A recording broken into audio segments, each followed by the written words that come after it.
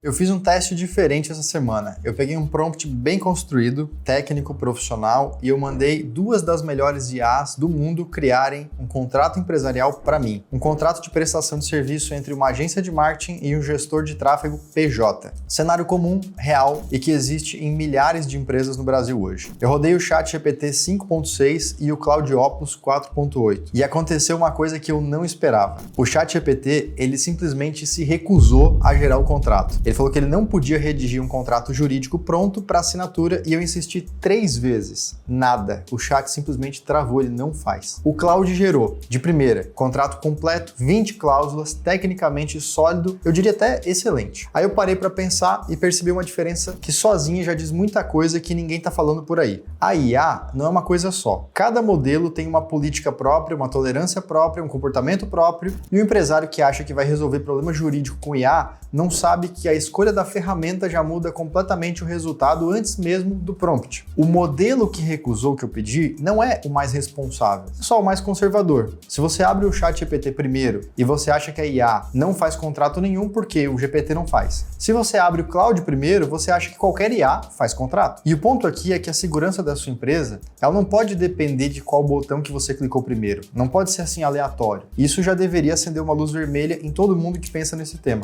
E aí eu vou te mostrar o que aconteceu depois disso nos próximos minutos. Primeiro, o prompt que eu usei segue um método profissional de engenharia de prompt. Eu chamo ele de CRIA. E eu vou te mostrar na tela para você ver que o teste ele foi feito com rigor. Segundo, o contrato que o Claude gerou, e olha, que eu preciso ser honesto com você, ele tá bom mesmo, realmente muito bom. Melhor do que muito escritório grande de advocacia entrega por aí até como um rascunho. Mas eu vou te mostrar 3 decisões estratégicas que o contrato ele não previu, ele nem teria como prever e isso muda completamente o cenário. E terceiro, a pergunta que decide a discussão inteira. Quando esse contrato der ruim daqui a alguns anos, quem é que você vai processar? Porque é aqui que tudo é decidido. Então antes de eu te mostrar o contrato, deixa eu te explicar rápido o prompt que eu usei. Isso aqui é um prompt porque tem gente que ainda acha que o resultado de IA depende de pedir bem. E pedir bem, na verdade, é método. E aí a gente escolheu o nome CRIA, que envolve contexto, regras, inputs e ação. No contexto, eu digo para a IA quem ela é. Um advogado empresarial sênior com 15 anos de experiência em contratos entre pessoas jurídicas, um domínio da lei da reforma trabalhista, LGPD, liberdade econômica, jurisprudências de pejotização, etc. Isso ativa o modo especialista. Nas regras, eu limito o que ela pode fazer. Então eu dou um mínimo de 15 cláusulas, não pode caracterizar vínculo, precisa ter cláusula de LGPD, precisa prever reajuste, precisa prever penalidades específicas. Então assim eu estabeleço regras mínimas jurídicas. Nos inputs, eu dou os dados específicos, com o nome da empresa, valor, prazo, escopo, local de execução.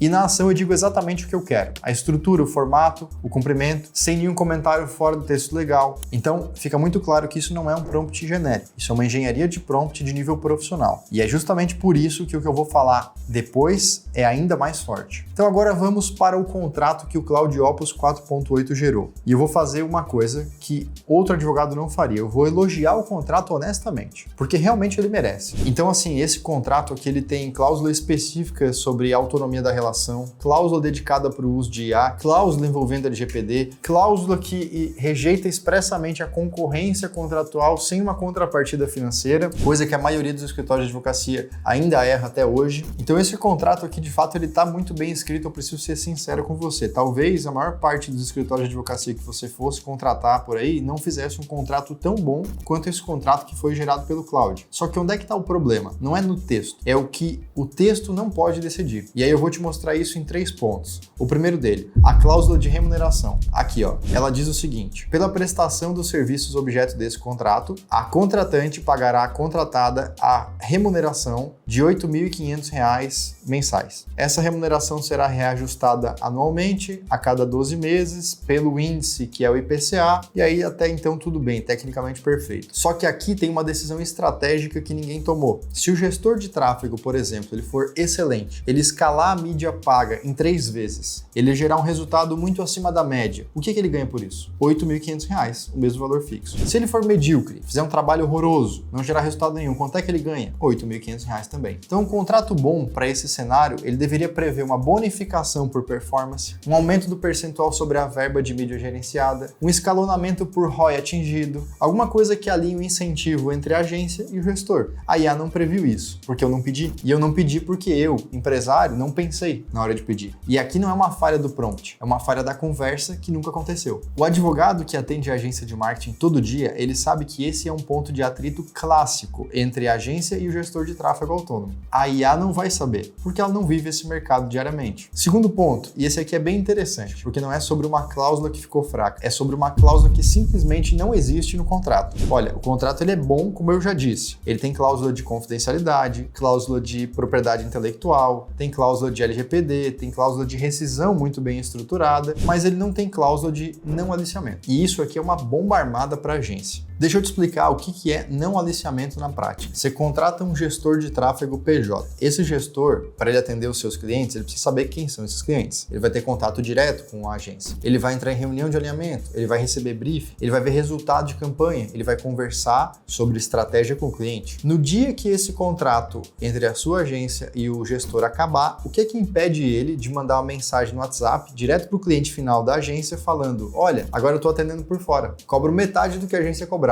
O contrato do Cloud não impede nada sobre isso. Ele não previu isso. E olha, isso não é uma hipótese remota e na verdade isso é até padrão. O gestor de tráfego que sai de agência frequentemente leva cliente junto. Não porque ele é desonesto, é porque é o mercado dele, é o trabalho dele, assim funciona. E se você não protegeu contratualmente, você não tem argumento para reclamar depois sobre isso. Então, um contrato bom para a agência, ele tem cláusulas específicas de não aliciamento, dizendo que por 12, 18, 24 meses depois do fim do contrato, o gestor não pode prestar serviço direto para clientes que ele conheceu através da agência, nem para funcionários da agência que ele tenha conhecido no período, e colocando uma multa específica para cada evento de descumprimento. E olha o detalhe jurídico importante que a IA também não pegou. O não aliciamento ele é diferente de não concorrência. A não concorrência precisa ser por uma contrapartida financeira, como o próprio contrato já reconhece corretamente na cláusula 16. O não aliciamento, ele não precisa de contrapartida no mesmo nível, porque ele não impede a atuação do profissional em geral, ele só protege o pool específico da agência. É uma blindagem sofisticada que a IA não fez porque eu não pedi. E não é uma falha de prompt, é falha da conversa que não aconteceu. O advogado que ele atende agência de marketing, ele sabe que esse é um ponto de dor mais comum. Então, quando o gestor sai, isso pode acontecer sim, a IA não vai saber porque ela não vive esse mercado. Terceiro ponto, e aqui a IA fez algo até avançado. Ela colocou uma cláusula inteira sobre o uso de inteligência artificial na prestação dos serviços. Então, isso é uma coisa que a maioria dos contratos brasileiros ainda não tem em 2026. A cláusula é a 7ª e ela diz o seguinte: a contratada fica autorizada a empregar ferramentas de inteligência artificial na execução dos serviços, responsabilizando-se por...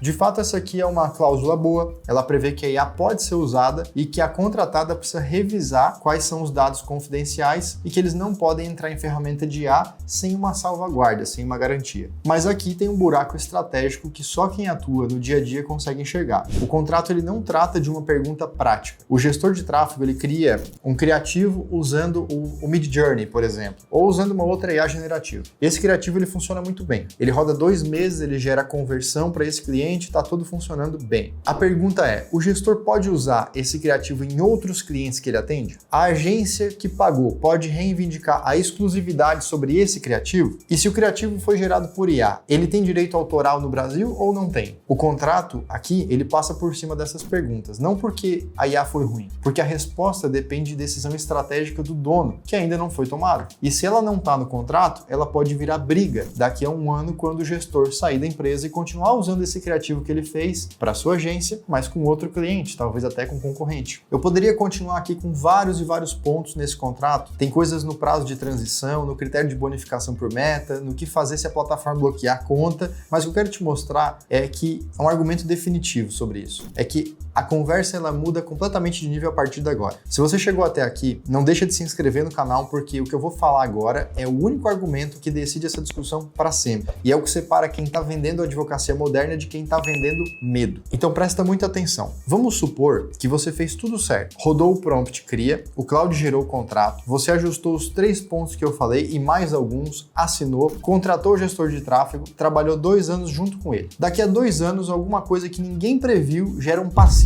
na sua agência. E aqui pode ser um passivo trabalhista, uma briga por propriedade do criativo, um cliente da agência pedindo indenização porque a campanha travou, 300 mil reais, R$1 milhão de prejuízo, não sei. Eu te faço uma pergunta simples. Quem é que você vai processar? Você vai processar o ChatGPT? Não pode. A OpenAI escreve nos termos de uso que a ferramenta não é aconselhamento jurídico e que quem usa é responsável por tudo que escolher usar. E olha que o ChatGPT nem gerou esse contrato para mim, ele se recusou. Mas mesmo se ele tivesse gerado, seria essa mesma resposta. Então você vai processar o Claude? Mesma coisa. A Anthropic tem o mesmo termo. Ela não substitui advogado. Quem usa é responsável pelo uso. E aí você vai fazer o quê? Processar a OpenAI ou a Anthropic diretamente? Que são empresas americanas, com jurisdição diferente, com cláusula de arbitragem em Delaware ou São Francisco? Boa sorte com isso. Então você faz o quê? Processa você mesmo que tomou essa decisão? É o que a justiça brasileira ela vai te dizer. Você usou uma ferramenta que te avisou que não substitui advogado. O risco é seu, o prejuízo é seu. Ou seja, quando dá ruim, você está sozinho. Sozinho com o passivo, sozinho com a resposta que precisa dar para os seus sócios, investidores ou sei lá quem esteja com você na jornada. Agora vamos supor o outro cenário. O mesmo contrato foi feito pela Marcomin. Deu ruim daqui a 2 anos. Passivo. Quem é que você processa? Você processa a Marcomin, uma empresa com CNPJ registrado no Brasil, com endereço fixo, com escritório, com histórico de operação verificável. Então você processa advogados registrados na OAB, com um número identificado e com histórico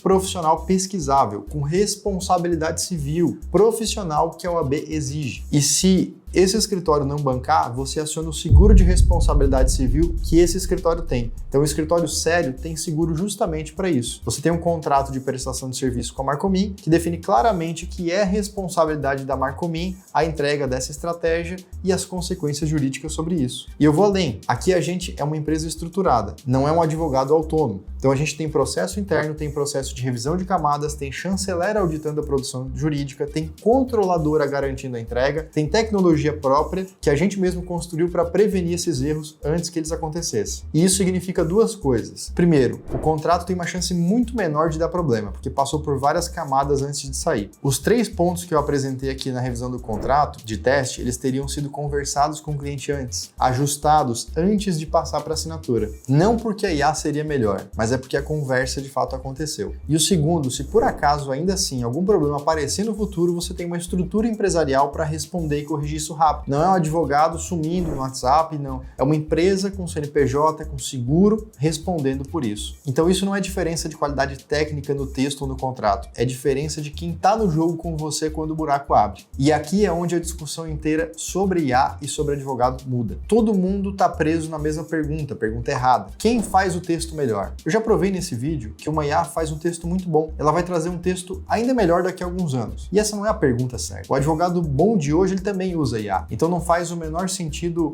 não usar a IA. A gente aqui na Marcomin usa o Cloud, usa o ChatGPT, usa ferramentas que a gente construiu internamente e a gente ganhou muitas horas por dia nisso. A gente enxergou ângulos que sem ela a gente demoraria muito para ver. Nós debatemos decisões estratégicas com a IA como se fosse um sócio de raciocínio, por exemplo. Mas a ferramenta ela não tem responsabilidade. A ferramenta é uma ferramenta. Quem responde é quem opera. Quem responde é a empresa que assinou embaixo. Quem responde é quem tem o CNPJ, quem tem o AB, quem tem seguro, quem tem estrutura, quem tem processo, quem tem um histórico verificável. E quando você contrata a Marcomin, você está contratando exatamente isso. Não é o texto que o advogado sênior escreveu, é a conversa que aconteceu antes do texto. É a segurança de saber que se der ruim, tem uma empresa inteira para responder por isso com você. Não pela IA que participou, pela decisão jurídica que foi tomada, pelos processos internos que revisaram, pela operação inteira que foi garantida. Então, recapitulando, a IA faz um contrato bom? Sim. A IA vai fazer um contrato ainda melhor no futuro. A IA já debate decisões estratégicas em nível impressionante, mas a IA não responde por nada quando der ruim. E nem vai, porque não é essa a finalidade dela. E é por isso que aqui na Marcomin a gente entrega mais do que apenas o texto que a IA faz. A gente entrega uma estrutura empresarial para responder pelo que sai daqui. A gente entrega a advocacia que mais dá poder para o negócio e paz para a vida do empreendedor. Poder porque o contrato está pensado estrategicamente para a gente que vive esse tipo de decisão todo dia. E paz porque quando der ruim, você não está sozinho. Agora eu deixo a pergunta aqui para você. Quanto vale a segurança de ter uma empresa do seu lado quando der ruim? Porque cedo ou tarde, algum contrato pode dar ruim, sim. E a diferença, ela tá em quem está com você nessa hora. Então, se esse vídeo te ajudou a enxergar isso, deixa aqui nos comentários. Se você já assinou algum contrato feito com IA, se você já teve algum prestador PJ que acabou gerando um processo. Eu leio tudo nos comentários e eu transformo isso em pauta para os próximos vídeos. Não se esquece de se inscrever aqui no canal para não perder nenhum vídeo que vem por aí. E se você quer entender como funciona essa estrutura empresarial de segurança que a gente pode te entregar, o link para falar com o nosso time está aqui na descrição. Toca ali e chama alguém do meu time. Eu te vejo aqui nesse mesmo canal nos próximos vídeos. Até lá.